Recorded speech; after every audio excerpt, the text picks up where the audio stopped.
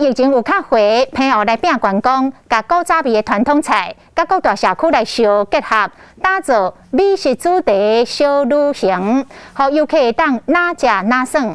朋友县政府嘛来推出着美食的电子护照，只要游客到店家来消费，缀满3个囡仔都有机会抽到大奖。 规道拢是平湖的美食，菜头拍做干，加排骨落鼎来煮，汤头真鲜，搁入味，搁有黄金子高虾，虾仔混米粉落鼎，外皮酥，内底油是囡仔上爱的。九步炒三层肉，三层吗？这个是澎湖的非常传统的好菜。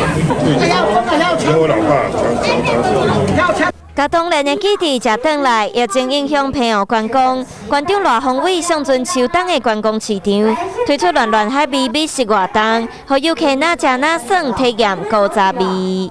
我们以前冬天就是没有冰箱，所以秋冬的话就是这种菜头够来菜。澎湖的食材它的特色就是鲜，也希望大家呢尽量。 把澎湖的传统菜把它发扬光大。这摆美食活动10月7日开始到12月31号，官府结合各地社区打造美食主题，佮推出美食电子护照，民众伫店家消费当满3囡仔就会使参加抽奖，有机会使摕到机票、饭店、大美馆等等的大奖。